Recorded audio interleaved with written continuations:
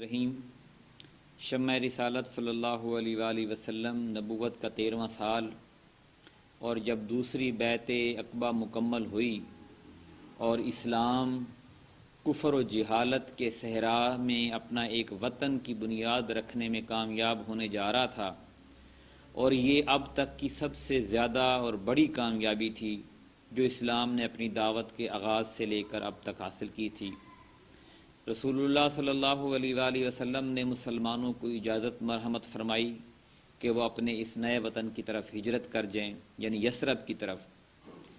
ہجرت کے معنی یہ تھے کہ سارے مفادات تج کر اور مال کی قربانی دے کر محض جان بچا لی جائے، اور وہ بھی یہ سمجھتے ہوئے کہ یہ جان بھی خطرے کی زد میں ہے، ابتدائے راہ سے انتہائے راہ تک کہیں بھی ہلاک کی جا سکتی ہے، پھر سفر بھی ایک مبہم مستقبل ہے، معلوم نہیں آگے چل کر ابھی کون کون سے مصائب اور غم و الم رونما ہوں گے۔ مسلمانوں نے یہ سب کچھ جانتے ہوئے ہجرت کی ابتدا کر دی۔ ادھر مشرکین نے بھی ان کی روانگی میں رکاوٹیں کھڑی کرنی شروع کیں، کیونکہ وہ سمجھ رہے تھے کہ اس میں خطرات مضمر ہیں۔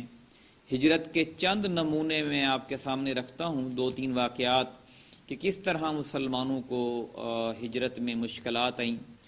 سب سے پہلے مہاجر حضرت ابو سلمہ رضی اللہ عنہ تھے۔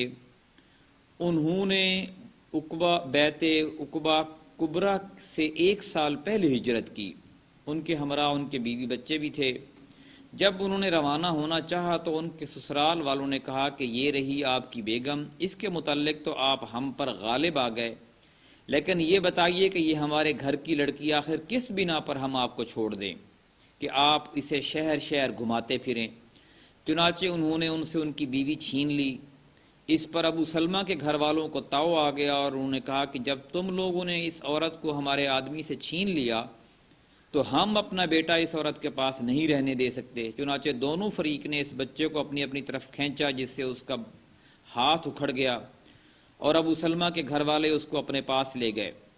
خلاصہ یہ کہ ابو سلمہ نے تنہا مدینے کا سفر کیا۔ اس کے بعد حضرت ام سلمہ کا حال یہ تھا کہ وہ اپنے شوہر کی روانگی اور اپنے بچے سے محرومی کے بعد روزانہ صبح اسی جگہ پہنچ جاتی جہاں یہ ماجرا پیش آیا تھا، اور شام تک روتی رہتی۔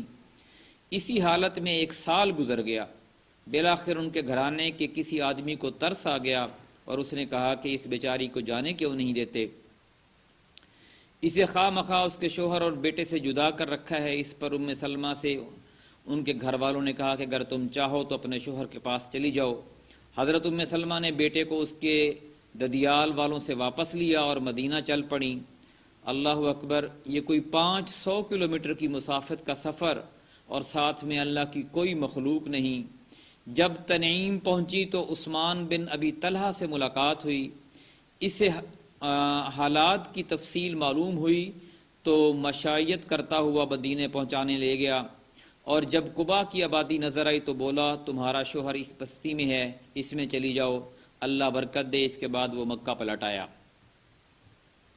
اسی طرح حضرت صہیب رضی اللہ عنہ نے جب ہجرت کا ارادہ کیا تو ان سے کفار قریش نے کہا کہ تم ہمارے پاس آئے تھے تو حقیر و فقیر تھے، لیکن یہاں آ کر تمہارا مال بہت زیادہ ہو گیا اور تم بہت آگے پہنچ گئے، اب تم چاہتے ہو کہ اپنی جان اور اپنا مال دونوں لے کر چل دو، تو با خدا ایسا نہیں ہو سکتا۔ حضرت صہیب نے کہا اچھا یہ بتاؤ کہ اگر میں اپنا مال چھوڑ دوں تو تم میری راہ چھوڑ دو گے؟ انہوں نے کہا ہاں حضرت، ہاں چھوڑ دیں گے۔ انہوں نے کہا کہ اچھا پھر ٹھیک ہے، چلو میرا مال تمہارے حوالے۔ رسول اللہ صلی اللہ علیہ وسلم کو اس کا علم ہوا تو آپ نے فرمایا صہیب نے نفع اٹھایا، صہیب نے نفع اٹھایا۔ تیسرا واقعہ حضرت عمر بن خطاب، حضرت عیاش بن ابی ربیعہ اور حضرت حشام بن عاص بن وائل کا ہے۔ انہوں نے آپس میں یہ صلاح کی کہ ہم تینوں کل صبح نکلیں گے، اور وہ ایک جگہ پر اکٹھے ہونے کے لیے انہوں نے طے کیا۔ لیکن جب صبح ہوئی تو حضرت عمر رضی اللہ تعالی عنہ اور حضرت عیاش جو تھے وہ تو وقت مقررہ پر پہنچ گئے، لیکن حشام کو قید کر لیا گیا۔ تو حضرت عیاش اور حضرت عمر جو ہے وہ مدینہ پہنچ گئے۔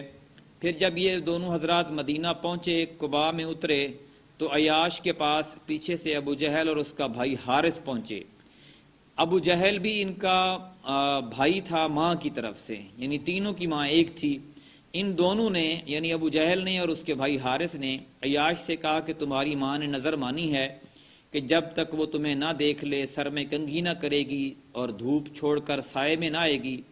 یہ سن کر عیاش کو اپنی ماں پر ترس آ گیا۔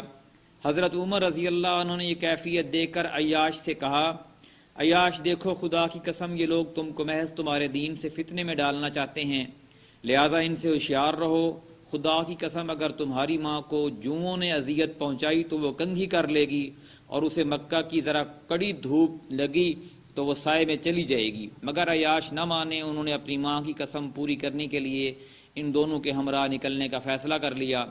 حضرت عمر نے کہا، اچھا جب یہی کرنے پر آمادہ ہو تو میری یہ اونٹنی لے لو، یہ بڑی عمدہ اور تیز رو ہے، اس کی پیٹھ نہ چھوڑنا، اور لوگوں کی طرف سے کوئی مشکوک حرکت ہو تو نکل بھاگنا۔ عیاش اونٹنی پر سوار ان دونوں کے ہمراہ نکل پڑے۔ راستے میں ایک جگہ ابو جہل نے کہا، بھائی میرا یہ اونٹ تو بڑا سخت نکلا، کیوں نہ تم مجھے اپنی اس اونٹنی پر پیچھے بٹھا لو۔ عیاش نے کہا ٹھیک ہے، اور اس کے بعد اونٹنی بٹھا دی۔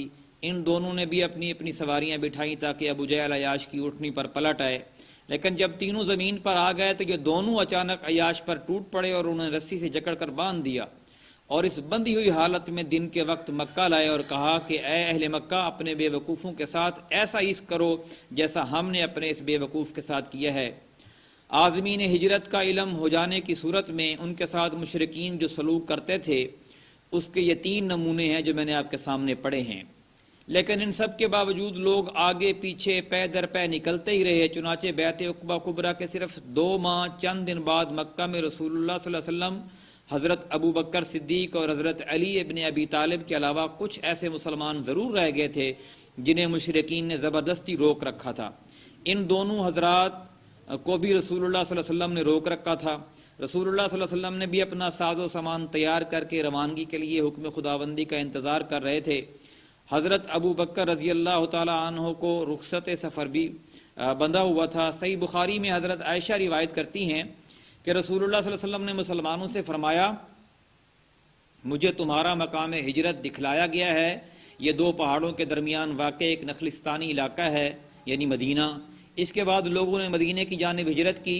عام مہاجرین حبشہ سے بھی مدینہ میں آ گئے۔ حضرت ابو بکر صدیق نے بھی سفر مدینہ کے لیے ساز و سامان تیار کر لیا، لیکن رسول اللہ صلی اللہ علیہ وسلم نے ان سے فرمایا، ذرا رکے رہو کیونکہ توقع ہے کہ مجھے بھی اجازت دے دی جائے گی۔ ابو بکر رضی اللہ عنہ نے کہا کہ میرے باپ آپ پر فدا، کیا آپ کو اس کی امید ہے؟ آپ نے فرمایا ہاں۔ اس کے بعد حضرت ابو بکر صدیق رضی اللہ عنہ رکے رہے تاکہ رسول اللہ صلی اللہ علیہ وسلم کے ساتھ سفر کریں۔ ان کے پاس 2 اونٹنیاں تھیں، انہیں بھی 4 ماہ تک ببول کے پتوں کا خوب چارہ کھلایا تاکہ وہ تندرست اور توانا رہیں اور ہمارا یہ سفر جو ہے وہ آسان ہو۔ یہ 2-3 واقعات تھے۔ اس کے بعد آگے ہم پڑھیں گے کہ قریش جو ہے وہ اپنی پوری ایک پارلیمنٹ بلاتے ہیں، اور وہ یہ کہ مسلمانوں کی جو ہے وہ سرکوبی کیسے کرنی ہے۔ اللہ تعالیٰ سے دعا ہے کہ ہمیں تاریخ سے سیکھنے کی توفیق عطا فرمائے۔ جزاک اللہ۔